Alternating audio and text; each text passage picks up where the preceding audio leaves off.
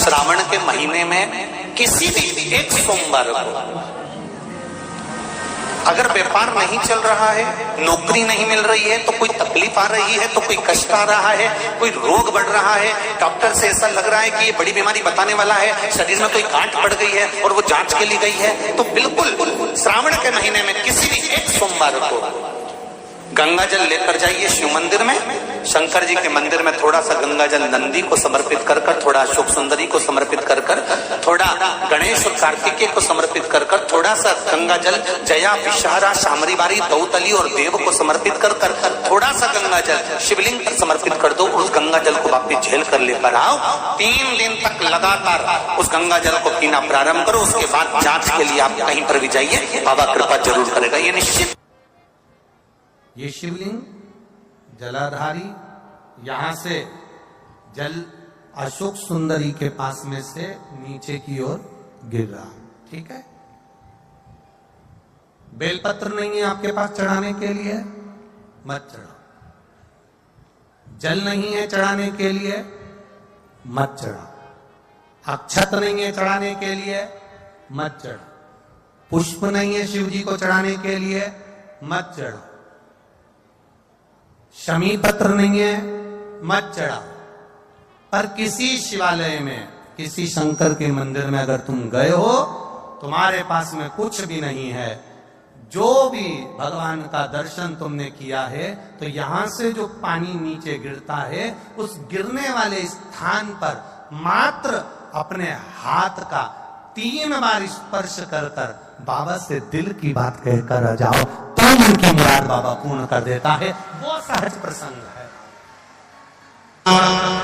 पहला दिन एक बेलपत्र शिव को अपनी मनोकामना कर कर रोग धोग बीमारी तकलीफ कष्ट दूर करने के लिए शंकर के शिवलिंग पर अगर बन सके तो मंदिर में, आप लोग तो यहाँ हैं तो देवाधिदेव महादेव कंकर शंकर को चढ़ाओ। और अगर बेलपत्र नहीं हो तो बेलपत्र जो चढ़ी हुई हो उसी को धोकर वापिस चढ़ाओ। वापिस और सावन का महीना है, दिल से बाबा को ले जाए।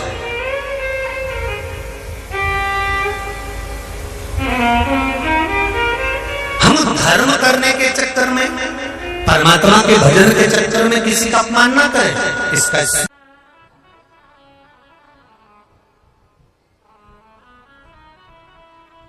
जब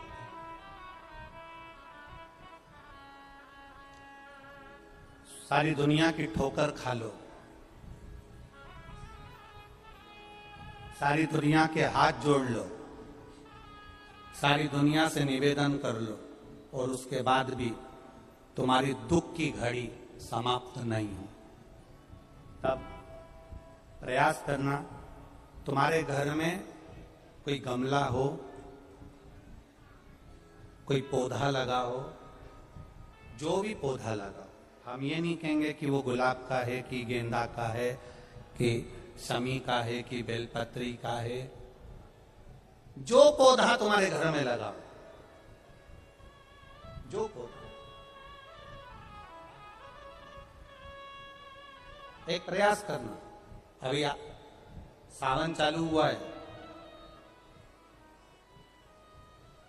अगर तुम्हें लगता है कि मेरी दुख का समय समाप्त नहीं हो रहा, मेरी दुख की घड़ी समाप्त नहीं हो रही, तो घर में रहने वाले जितने लोग आस्था चैनल पर कथा सुन रहे हैं, जितने फेसबुक यूट्यूब पर कथा सुन रहे हैं, और जितने पुष्कर राज की इस पावन धरा पर बैठकर कथा सुन रहे हैं, उनसे निवेदन करेंगे, श्रावण 2 सावन अब की बार हैं, एक अधिक मास का भी पड़ेगा और एक श्रावणीय पड़ेगा।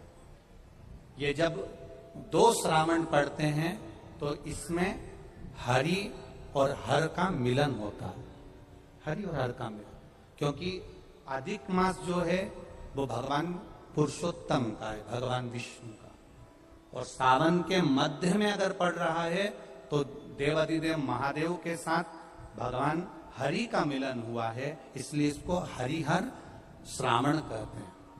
ये 2 महीने के श्रावण में अगर मान लो एक दिन आपका निकल भी गया, 2 दिन आपके छूट भी गए, कोई दिक्कत की बात नहीं है।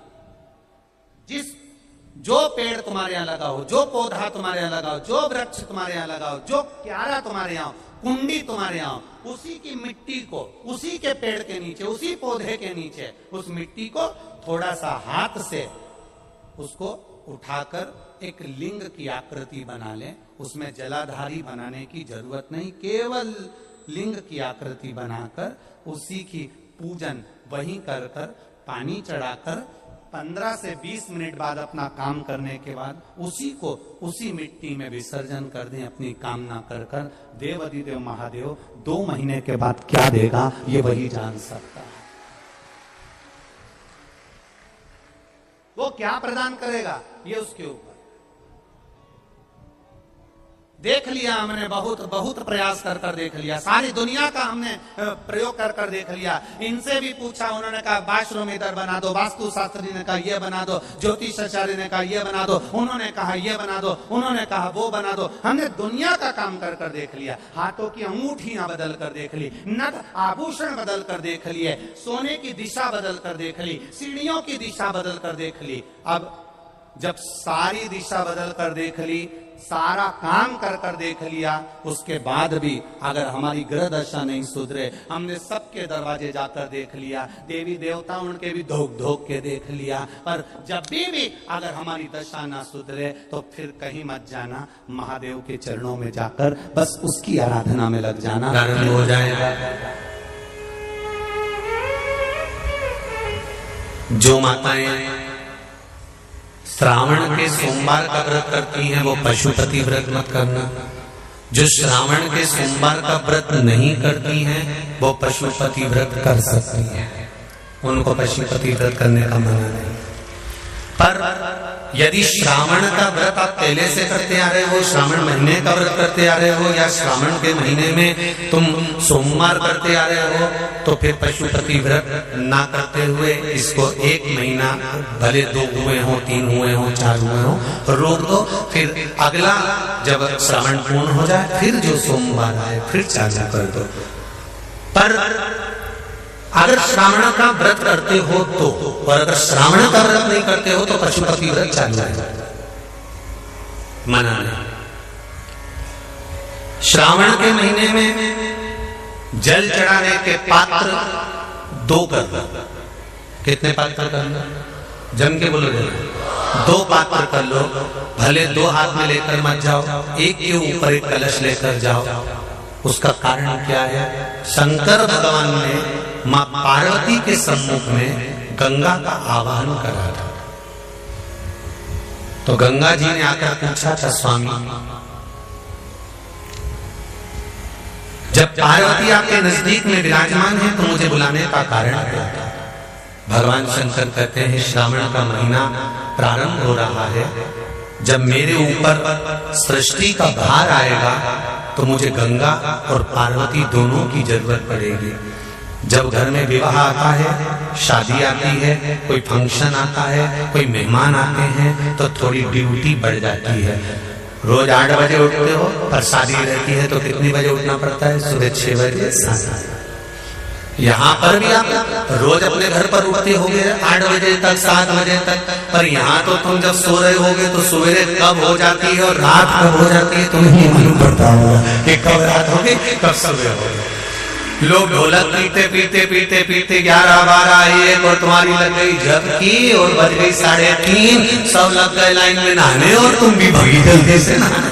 और नहाने में कहा जाए तो माता इतनी चतुर, उन्हें का बरसती हो रही है जल की। भगवान भी सोच समझ के पानी गिराता था, 3 बजे से गिराना चालू करता था 6 बजे तक। उस बीच में भगवान को भी मालूम है मिश्रा जी कहाँ से नल लाएगा, इसलिए उन्होंने चारों तरफ से पानी गिराया। बोलो सही है कि गलत है?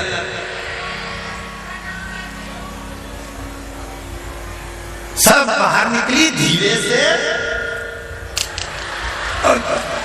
इतनी चतुर राम जी, गजब की चतुर लोग आया है, गजब।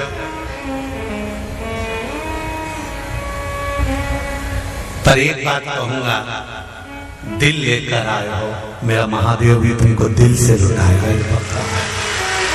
दिल लेकर आए हो।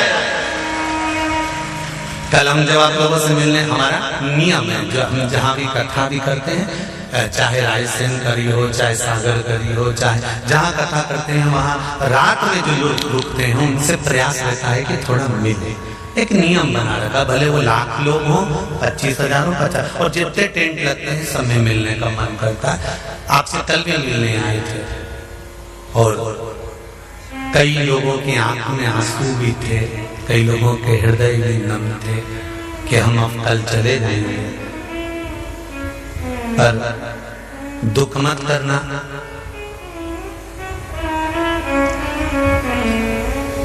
दूसरा कोई स्थान हो वहां से जाओ तो वापिस आने की गारंटी है कि नहीं है, पर यहाँ तो सील और ठप्पे लगाकर भेजता है कि वापिस बुला लाएगा।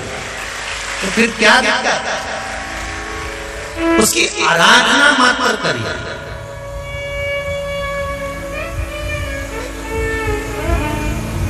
खूब धनपति भी बैठे हैं, खूब। आप लोगों में कोई कमी नहीं है, किसी की यहाँ जमीन है तो किसी की गाड़ी है तो किसी का बंगला है, किसी की सत्ता है, किसी का आनंद है, बहुत बैठे हैं। पर आप लोगों ने 7 दिन जो कथा, एक ये पटिया लगा हुआ है, तख्ता लगा हुआ है और उस पर आराम से सोकर 7 दिन कथा का रस स्वादन जो करा है वो जिंदगी भर नहीं भूल पाओगे। बाबा इतना देगा कि आप लोग उसकी कृपा ही दरअसल।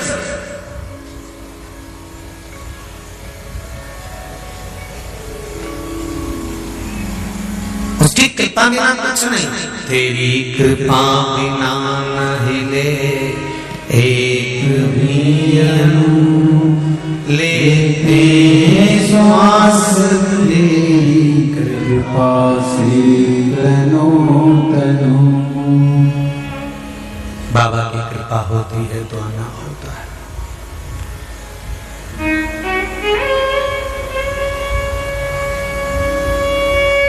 कोई नेपाल से, कोई झारखंड से, कोई उत्तराखंड से, कोई चेन्नई से, ना जाने कहां कहां से पधारे, कोलकाता से। शिव कृपा है। कावड़ का जल लेकर, हाथ में जल लेकर जितने कदम चलकर हम शंकर के मंदिर तक या बेलपत्र के वृक्ष तक जाते हैं, जितने कदम चलते हैं उतने तीर्थ हम पार कर शिव के नजदीक पहुंच जाते हैं। उतने तीर्थ पार कर, सारे तीर्थ धाम आपके चरणों में, हे भोलेनाथ प्रणाम आपके चरणों में। सारे तीर्थ वहीं पर है, वहीं। पहले कथा में कहा 33 कोटि देवता शिव जी के शिवलिंग के पास। 33 कोटि, पूरा परिवार तो है ही। 33 कोटि देवता जहां से जल निकलता वहां विराजमान होते। तो देवता सब वहीं पर है, तो वैकुंठ कहां होगा? ब्रह्मलोक, इंद्रलोक, जल लोक, वरुण लोक, गरुण लोक, सारे वहीं। इसलिए शिवजी का मंदिर नहीं होता, शिवालय होता है। क्या होता है? शिवालय। शिवालय का मतलब होता है लय। लय मतलब इसमें विलीन हो जा। शिवालय, इसमें समा